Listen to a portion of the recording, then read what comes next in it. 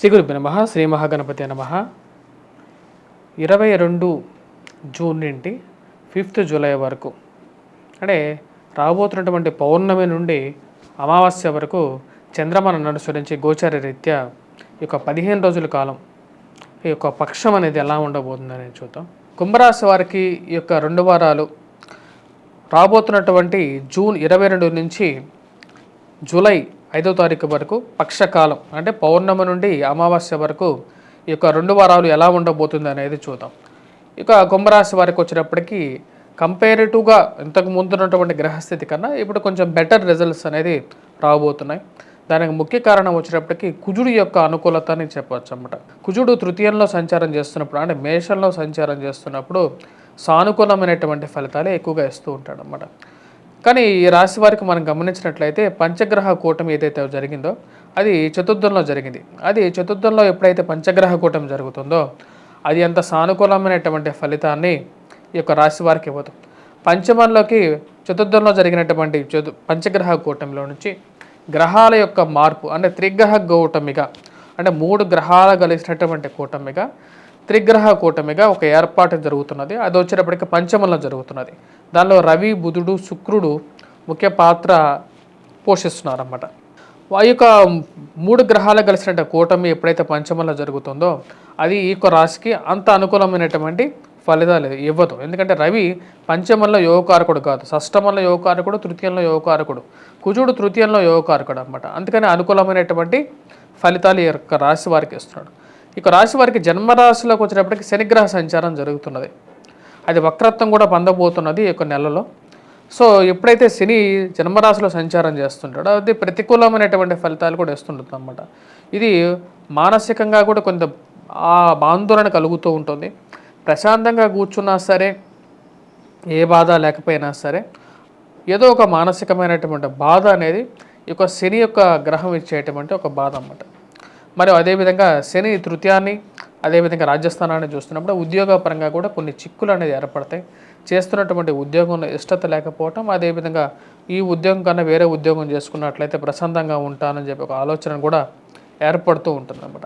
ఈ రాశి వారికి వచ్చినప్పటికీ ముఖ్యంగా కుజుడు ఈ యొక్క నెలలో ఈ యొక్క వారంలో మంచి 2 వారాల్లో మంచి అనుకూలమైనటువంటి స్థానంలో ఉన్నాడు.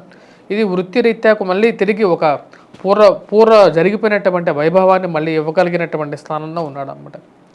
ముఖ్యంగా ధైర్యాన్ని ఇవ్వగలుగుతున్నాడు. రియల్ ఎస్టేట్ సంబంధితమైనటువంటి వ్యాపారస్తులకు బాగా కలిసి వస్తుంది.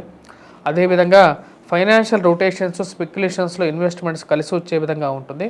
కానీ స్పెక్యులేషన్స్లో ఇన్వెస్ట్మెంట్లో కొంచెం జాగ్రత్తలు తీసుకున్న తర్వాత ఇన్వెస్ట్మెంట్ మీ స్వజాతకాన్ని పరిశీలించుకున్న తర్వాత ఇన్వెస్ట్మెంట్ చేయాల్సినటువంటి ముఖ్యమైనటువంటి సూచన. ఆరోగ్యపరంగా కూడా కళ్ళకి పళ్ళకి జుట్టు రాలిపోవటం అనేది ఒక సమస్యగా ఏర్పడుతుంది. దానికి ముఖ్య కారణం జన్మరాశిలో శని సంచారం జరుగుతున్నప్పుడు జుట్టు రాలిపోవటం, మోకాళ్ళకి నొప్పులు రావటం అనేది జరుగుతుంది అన్నమాట. ఉద్యోగపరంగా ఒక మంచి నూతన ఉద్యోగ ప్రయత్నాల్లో ఒక లాభం అనేది పొందగలుగుతారు. ఎందుకంటే కుజుడు ఈ రాశి వారికి తృతీయంలో ఉన్నాడు కాబట్టి అది యోగిస్తుంది అన్నమాట.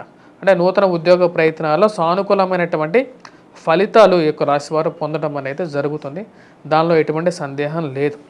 సో కాబట్టి ఉద్యోగంలో నూతన ఉద్యోగం అనేది రావడం జరుగుతుంది.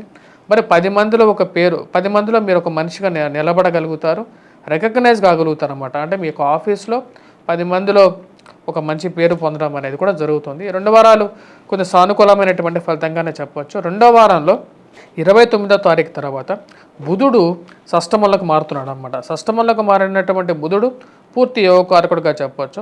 ధన సంబంధితమైన విషయాల్లో అనుకూలమైనటువంటి ఫలితాలు 29వ తారీఖు నుంచి వీరికి ఇవ్వగలుగుతాడు అన్నమాట. రెండో వారంలో అంటే మొదటి వారంలో కొంచెం మిశ్రమంగా ఉన్నప్పటికీ కూడా 2వ వారంలో సానుకూలమైనటువంటి ఫలితాలు ఎక్కువగా ఇవ్వగలుగుతాడు. ఫ్లోటింగ్లో మనీ రొటేషన్ అనేది బాగా పెరగడానికి ఆస్కారం అనేది కూడా గోచరిస్తూ ఉన్నది అన్నమాట. జన్మరాశిలో సంచారం చేస్తున్నటువంటి శని జీవిత భాగస్వామి ఆరోగ్యాన్ని కూడా కొంచెం హరించే విధంగా ఉంటాడు అన్నమాట. అంటే జీవిత భాగస్వామి ఎవరికైతే ఉన్నారో వారికి యొక్క ఆరోగ్యాన్ని కూడా కొద్దిగా పరిరక్షించుకోవడానికి కొద్దిగా చూడాలి. ఎందుకంటే సప్తమ దృష్టి ఉంటుంది, అష్టమ దృష్టి ఉంటుంది, త్రిపాద దృష్టి ఉంటుంది. అష్టమ దృష్టితో శని యొక్క దృష్టి చూసినప్పుడు జీవిత భాగస్వామి ఆరోగ్యాన్ని కొద్దిగా ప్రభావితం చేసే విధంగా ఉన్నాడు అన్నమాట. అదేవిధంగా ఆరోగ్యపరంగా కూడా కొన్ని జాగ్రత్తలు, అధికమైనటువంటి శ్రమ అనేది ఎక్కువగా ఉంటుంది. జన్మరాశిలో శని సంచారం జరుగుతున్నప్పుడు చేయాల్సినటువంటి పని కన్నా కూడా నాలుగింతల పని మీ వెంట వస్తూ ఉంటుందన్నమాట. ఆ పక్క పనిని తప్పించుకోవడం అనేది కాదు. అదేవిధంగా ధనస్థానంలో రాహువు, అష్టమంలో కేతుగ్రహ సంచారం అనేది జరుగుతున్నది. ఇది కొంచెం ప్రతిబంధకంగా ఉంటుంది. ధనస్థానంలో రాహువు వచ్చేటప్పటికి ఇరుగు పొరుగు సఖ్యత విషయంలో తగు జాగ్రత్తలు అనేవి తీసుకోవాలి. విద్యార్థులు ముఖ్యంగా వారికి ఎలా ఉండబోతుంది అనేది చూద్దాం.